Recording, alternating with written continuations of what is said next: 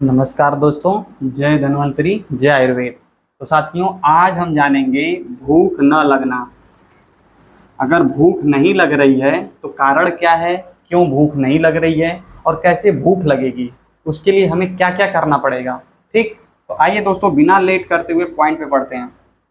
भूख न लगना, तो भूख न लगने का कारण क्या है? अग्नि का कमजोर होना। जैसा कि दोस्तों आपको पता होगा, अग्नि जो होती है वो हमारी जठराग्नि होती है। ठीक है, जठराग्नि ये 4 प्रकार की बढ़ जाती है। मंदाग्नि, ठीक, समाग्नि, उसके बाद तीक्ष्णाग्नि, ठीक। सब मंद अग्नि में क्या होता है, अग्नि एकदम कमजोर होती है, मंद होती है। सब में क्या होता है, बराबर होती है, ठीक है, मतलब एक समान होती है। तीक्ष्ण अग्नि में क्या होता है, अग्नि बहुत तेज हो जाती है। और एक होता है विषम अग्नि। विषम में क्या होता है, कभी कम होता है, कभी ज्यादा होता है। ठीक, तो अगर किसी की मंद अग्नि हो गई है तो मंद अग्नि हो जाएगा, मतलब पेट की जो अग्नि है वो कम हो गई है, तो अरुचि होगा, ठीक है, अग्निमांद होगा, उल्टी मालूम देगा। ठीक, तो इस कंडीशन में क्या होता है, अग्नि कम हो जाती है, वो भोजन को पचा नहीं पाती है। ठीक, दूसरा क्या होता है, सम अग्नि। अग्नि समान है, यानी जितना चाहिए उतना अग्नि प्रदीप्त हो रही है, ज्वाला हो रही है, मेटाबॉलिज्म उतना हो रहा है, खाना सही से पचेगा, भूख अच्छे से लगेगा, समय से लगेगा। तीक्ष्ण अग्नि हो जाएगी तो बहुत भूख लगेगा, और जब बहुत भूख लगेगा तो यहाँ पे एक भस्मक रोग हो जाता है। भस्मक रोग में हर 1-2 घंटे में भूख लगेगा, बार बार भूख लगेगा।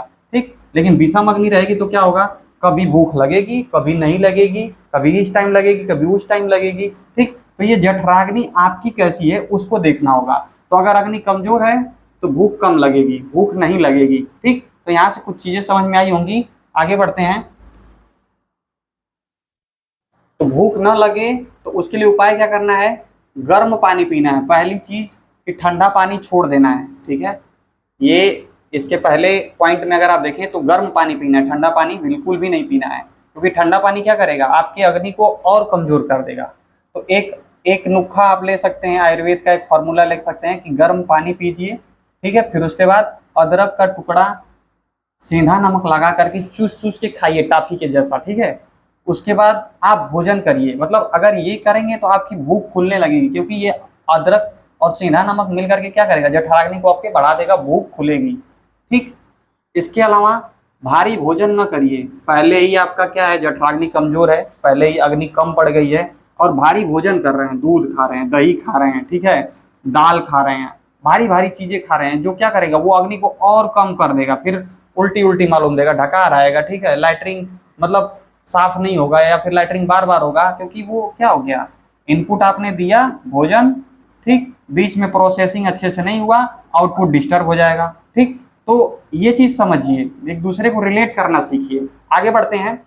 तुरंत भोजन करने के तुरंत पहले छोटा सा अदरक का टुकड़ा सेंधा नमक में खाएं। जैसे मान लीजिए अब मैं थाली लेके बैठ गया, या फिर थाली 5 मिनट में आने वाली है, तो हमें क्या करना है, छोटा सा अदरक का टुकड़ा लेना है, उसको सेंधा नमक में बोर देना है, उसको खाना है। ठीक, इससे क्या होगा, आपकी अग्नि प्रदीप्त हो जाएगी, फिर आप भोजन करिए। ठीक, और भोजन करते दौरान आपको हल्का घुट घुट पानी पीना है। ये नहीं कि पहले 1 लोटा पानी पी लिए या फिर खाने के बाद 1 लोटा पानी पी लिए। इसका भी एक फॉर्मूला है, भोजनांते विषम वारी, आगे अभी मिलेगा, कि भोजन के अंत में ज्यादा पिया गया पानी विषम, यानी आपका जहर के समान होता है। ठीक है, गर्म पानी चाय की तरह से पीजिए। ठीक है, इससे भूख खुलने लगेगी। दिन में ठंडा पानी पीना ही नहीं है, गर्म पानी पीना है। और दूसरी चीज, अपने बॉडी को भी देखिए कि मेरी बॉडी किस टाइप की अभी है, बॉडी क्या मांग रही है। आगे बढ़ते हैं। अगला है, पेट साफ रखें। क्यों? क्योंकि अगर आउटपुट सही नहीं होगा तो इनपुट जाके भरेगा ही ना। मतलब क्या है, खाना खाया आपने, वो प्रोसेसिंग हो करके, पाचन हो करके निकला नहीं, और जब निकला नहीं तो कब्ज बनेगा, कब्ज रहेगा तो भूख कहाँ से लगेगी। ठीक, तो पेट को साफ रखिए, पेट को साफ करने के तरीके निकालिए। ठीक, जठराग्नि को प्रदीप्त करें, जो कि पीछे बता चुका। आनंद में रहें, ये बहुत जरूरी चीज है, आनंद में रहें। क्योंकि देखिए, जब आप आनंद में रहते हैं तो आपकी बॉडी अलाइनमेंट होती है। ठीक है, बॉडी अलाइनमेंट का मतलब सारे फंक्शन जो है वो अच्छे से काम कर रहे होते हैं। ठीक, एक चीज और समझ सकते हैं, जैसे घर होता है ना, मिस्त्री सूता से नाप नाप के बनाता है। ठीक है, ऐसा क्यों करता है, क्योंकि वो घर को एक अलाइनमेंट करता है, घर को एक प्रॉपर स्ट्रक्चर देता है। तो वैसे हमारी बॉडी है, और ये पीछे रीढ़ का बैकबोन है। ठीक है, तो जब भी बैठिए अलाइनमेंट में बैठिए।